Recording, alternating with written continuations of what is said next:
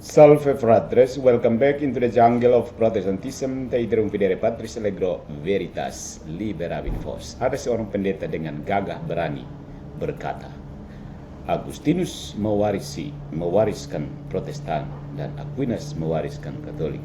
Bodohnya minta ampun. Kalau orang dekat-dekat begini saya tempelin dia bolak-balik, menyesatkan banyak orang. Ya, mari kita bahas apa sebenarnya retorika tipu-tipuan di sini. Ya, pendeta ini bernama MYM ya, yang berulang kali tidak lulus logika dasar. Ketika MYM mencomot Agustinus, warisan palsu ala reformasi. Ada sebuah klaim yang nekat yang keluar dari mulut MYM. Agustinus mewariskan teologi Protestan, sedangkan Thomas Aquinas mewariskan teologi Katolik.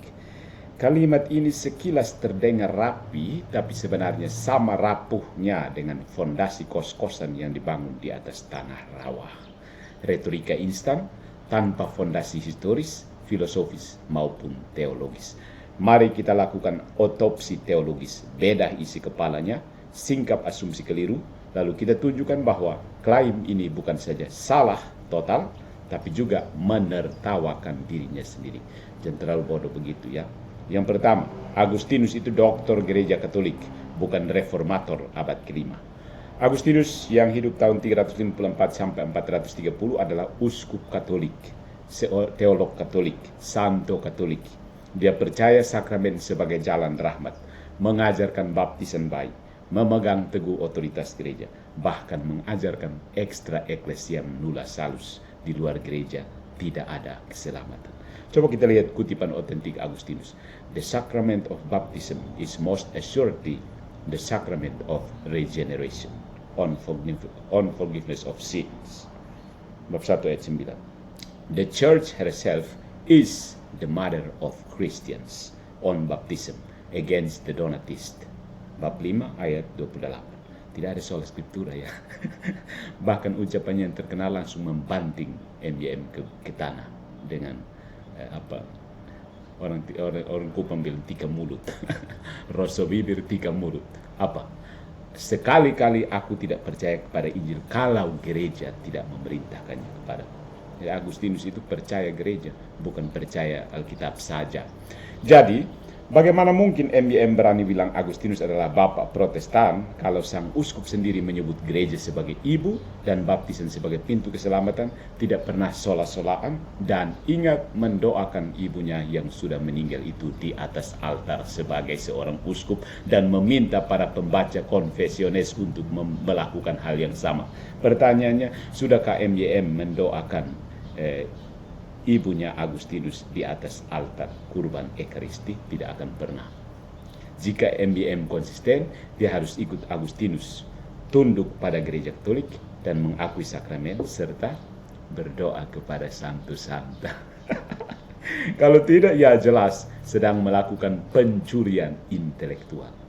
Ya.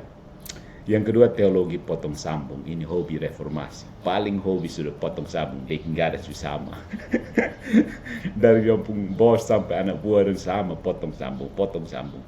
Memang benar, Luther dan Calvin sering kali mengutip Agustinus, khususnya saat melawan Pelagius. Tetapi mereka hanya mengambil satu bab dari ensiklopedi pemikiran Agustinus soal rahmat atau gratia. Itu pun dipelintir loh, dipelintir. Agustinus itu menegaskan bahwa rahmat mendahului, tetapi rahmat tidak pernah menghapus kebebasan kehendak, liberum ad arbitrium. Sebaliknya, Luther dalam De Servo Arbitrio menafsirkan manusia sebagai budak total tanpa daya pilih, determinisme telanjang. Agustinus akan menampar Luther kalau membaca itu. Tempelin bolak-balik. Apalagi kalau Calvin lebih ekstrim lagi mengutip Agustinus. Bukan mengutip ya, tapi memperkaos Agustinus. Protestan suka memperkaos ya. Tapi menarik loh, di Protestan itu ajaran mereka sudah bejat total, diperkaos oleh rahmat. Jadi Allah itu memperkaos mereka dengan rahmat. Tidak bisa ditolak kan, irresistible grace. Itu apa kalau bukan memperkaos itu? Ya. Inilah kebiasaan reformasi, ambil satu kutipan, buang konteks, lalu klaim sebagai warisan. Seperti anak kecil yang rebut tulang ayam, buang daging, lalu teriak, I am the owner of this food, this delicious food. Aku pemilik masakan ini. Yang ketiga, Aquinas itu penerus, bukan penentang Agustinus, Pak MYM. MYM ingin membenturkan Agustinus versus Aquinas seakan-akan mereka gladiator di arena Colosseum. Yang satu Protestan, yang lainnya Katolik. Padahal faktanya Aquinas adalah murid setia Agustinus. Pak Pendeta pesan sampai begini dong, ha? Dalam Summa Theologiae, Aquinas mengutip Agustinus ratusan kali. Dalam pembahasan rahmat, dosa asal, sakramen, sampai gereja, nama Agustinus selalu muncul sebagai otoritas. Aquinas tidak menolak Agustinus, tapi melanjutkan tradisinya dengan alat Aristotelian. Saudara-saudari, filsafat realisme membantu kita memahami ini.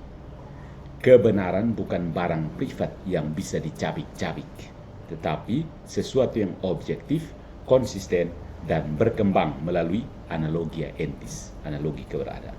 Dari Agustinus ke Aquinas ada kontinuitas, bukan kontradiksi, ala Protestan Katolik. Katolik mengafirmasi, Protestan menegasi. Tidak ada. Aquinas mengafirmasi, Agustinus menegasi. Tidak ada.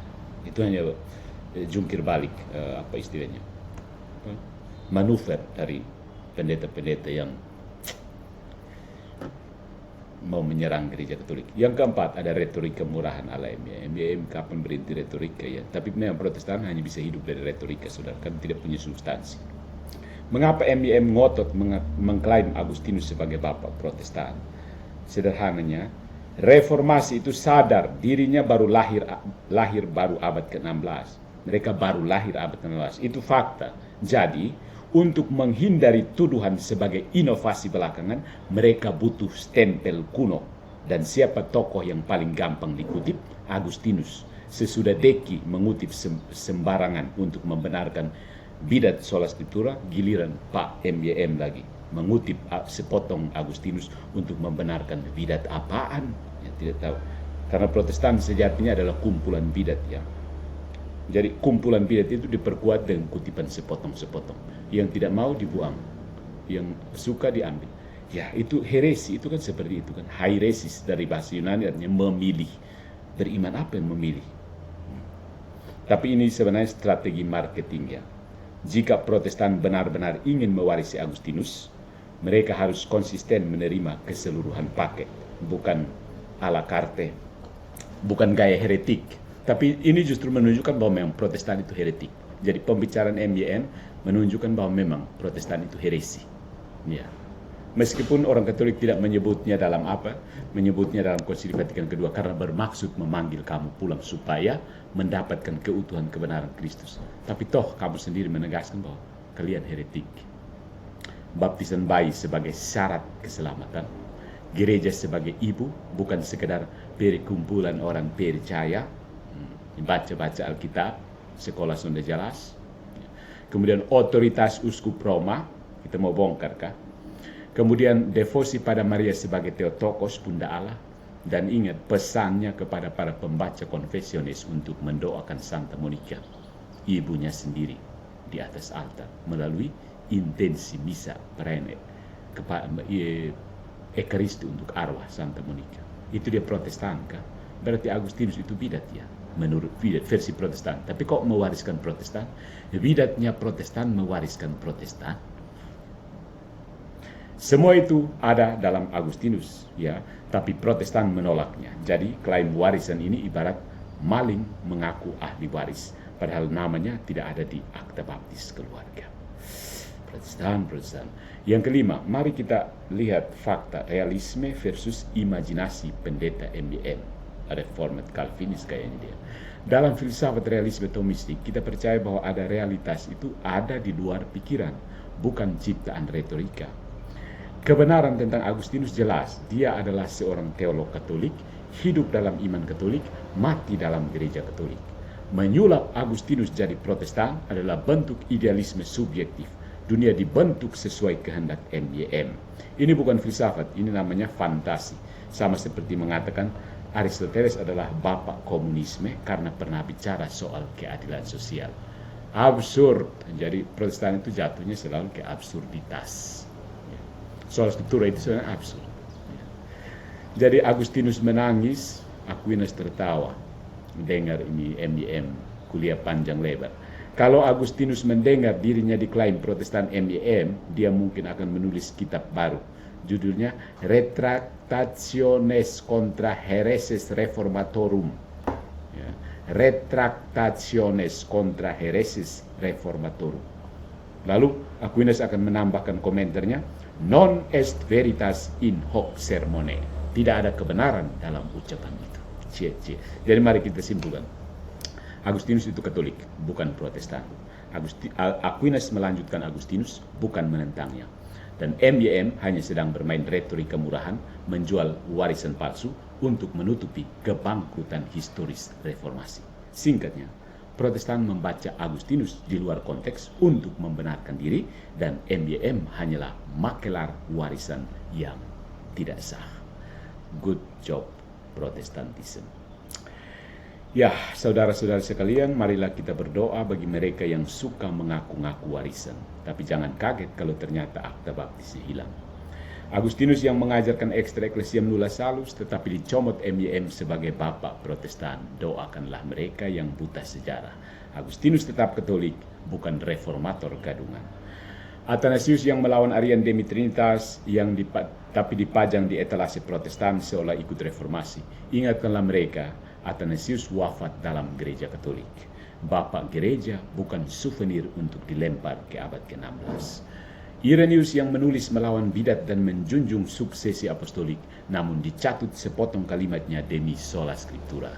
Kirimkanlah ironi kepada mereka yang pura-pura lupa. Suksesi apostolik bukan rapat RT, tapi rantai emas gereja.